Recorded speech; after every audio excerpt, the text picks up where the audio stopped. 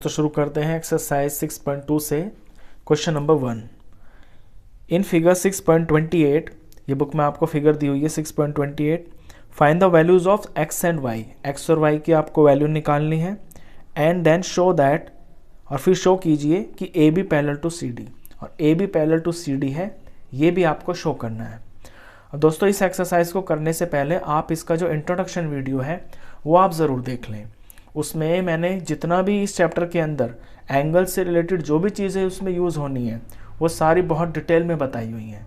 वैसे मैं question wise ये इनमें क्वेश्चंस के साथ भी बताता हुआ चलूँगा, लेकिन अगर वो वीडियो देखेंगे तो उससे आपको बहुत हेल्प मिलेगी।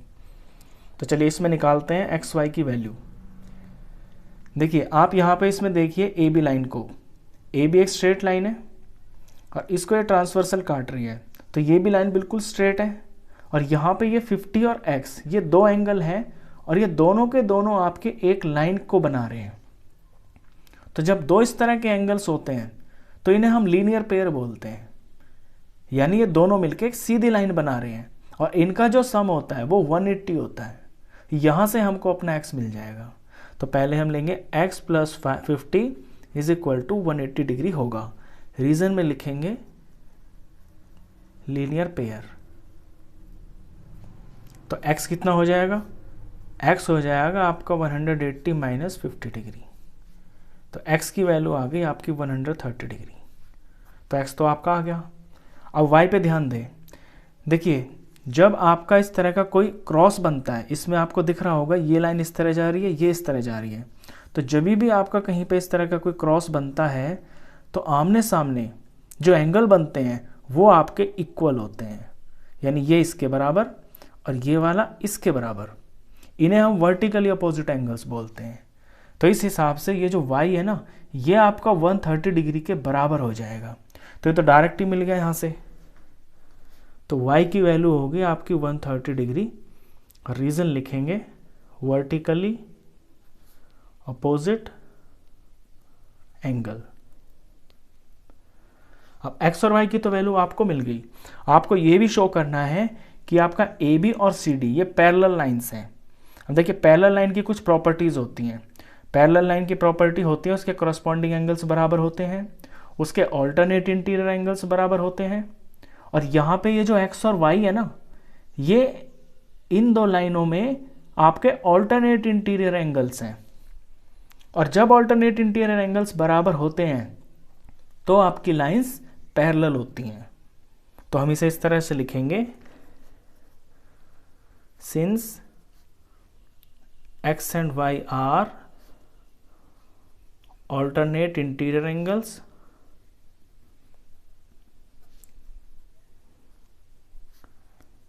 and they are equal, और वो इक्वल भी हैं, thus AB parallel to CD। Equal तो इसलिए क्योंकि x और y दोनों की वैल्यू 130, तो ये 130 है, ये 130 है, दोनों ऑल्टरनेट इंटीरियर एंगल्स हैं। ऑल्टरनेट इंटीरियर एंगल्स जब बराबर होते हैं तो वो दो लाइनें आपकी पैरेलल होती हैं जहाँ पे बनते हैं। अब ऑल्टरनेट इंटीरियर क्या होते हैं एक बार मैं वैसे भी बता देता हूँ आपको।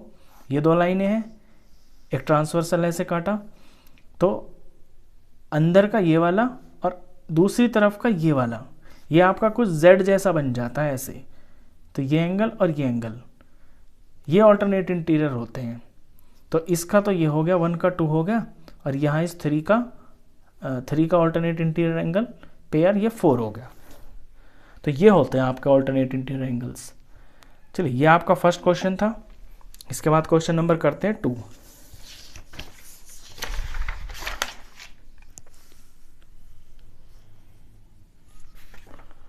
क्वेश्चन 2 की ये फिगर है, बुक में दी हुई है आपको। क्वेश्चन पढ़ते हैं। इन फिगर 6.29, इस फिगर के अंदर if A B parallel to C D, अगर ए बी सी डी के पैरेलल है, ये ए बी है ये सी डी है, ये दोनों आपस में पैरेलल हैं। C D parallel to E F, और जो सी डी है वो ई एफ के पैरेलल है। And y ratio z is equal to 3:7, और ये जो एक्स वाई जेड तीन एंगल दे रखे हैं इनमें वाई रेशियो जेड जो है ये 3:7 है। देन फाइंड x, तो फिर आपको x की वैल्यू निकालनी है। तो गिवन तो ये तीन चीज़ें हैं और टू फाइंड में है आपको x की वैल्यू निकालनी है। देखिए पैरेलल लाइन की प्रॉपर्टीज का इसके अंदर यूज करेंगे हम। सबसे पहले क्या करेंगे, हमें जो वैल्यू दे रखी है ना, जो रेशियो दे रखी है वो y और z की दे रखी है।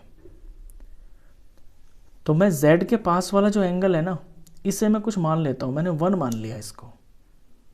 और 1 और z ये दोनों मिलके ये आपके 180 डिग्री के हो जाएंगे, क्योंकि लीनियर पेयर है। इसकी सवाल की शुरुआत इस तरह से होगी आपकी। तो इसको मैंने 1 मान लिया फिगर में, आप लिखना फिगर में। तो अब ऐसे लिखेंगे angle 1 plus z is equal to 180 degree, और इसका रीजन लिखेंगे लीनियर पेयर। अच्छा, अब ये जो 1 है ये y के बराबर है। क्यों? क्योंकि CD जो है EF के पैरेलल है। और जब इस तरह के एंगल होते हैं एक ही प्लेस पे और एक ही साइड में, यानी कि राइट साइड में है ना, सॉरी दोनों लेफ्ट साइड में है ना, और दोनों अपनी अपनी लाइंस के ऊपर है। इस लाइन के ऊपर y है, इस लाइन के ऊपर 1 है। इस तरह के जो एंगल्स होते हैं उन्हें कॉरस्पॉन्डिंग एंगल्स बोलते हैं। और जब लाइंस पैरेलल होती है ना, तो कॉरस्पॉन्डिंग एंगल्स आपके बराबर होते हैं। तो y आपका 1 के बराबर होगा। इसे मैं ये लिख सकता हूं कि angle 1 is equal to y। Reason में लिखेंगे कॉरस्पॉन्डिंग एंगल्स।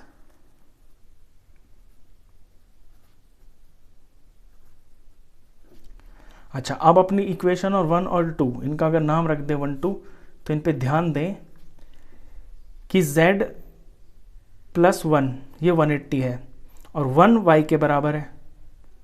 अब तीसरी एक चीज और निकालते हैं इसमें से, x और y, या y और z को लेते हैं। यानी ये जो 1 है ना, 1 मेरा y के बराबर है, मैंने मान लिया यहां पे y है इस तरह से। तो मैं ये लिख सकता हूं कि y प्लस z मेरा 180 हो जाएगा। क्यों? क्योंकि 1 जो है y के बराबर ही तो है, तो मैंने यहां पे y मान लिया इसको। तो y प्लस z क्या हो जाएगा? 180 हो जाएगा। ये एक चीज आ गई मेरी, मुझे पता चल गया कि y और z दोनों मिलकर 180 डिग्री के हैं। अब y और z में जो रेशियो है ना, उसका यूज करेंगे। देखिए गिवन में दिया है आपको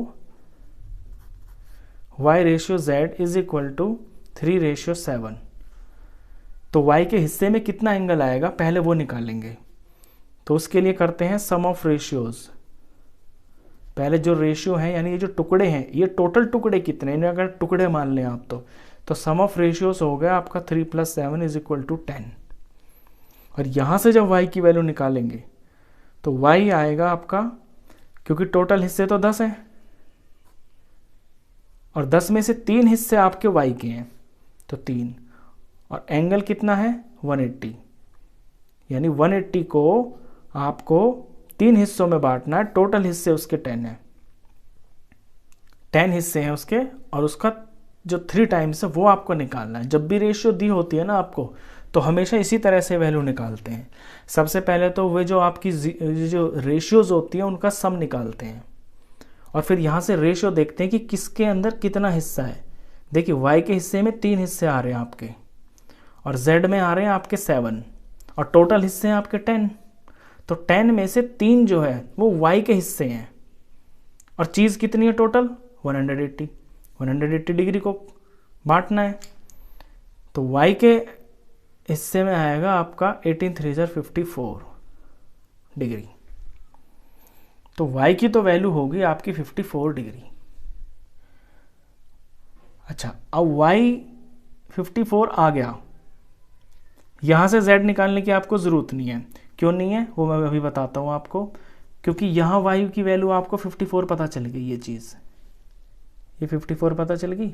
अब अपने x और y में हम दूसरा रूल लगाएंगे एक पैरेलल लाइंस का। वो क्या है?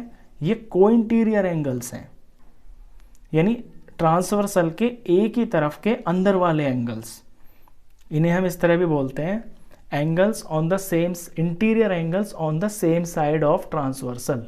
किसी ट्रांसवर्सल के एक ही तरफ के अंदर के एंगल्स।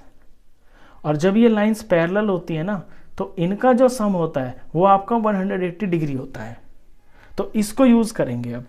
तो now x plus y is equal to 180 degree. और इसका रीज़न लिखेंगे हम कि सम ऑफ को इंटीरियर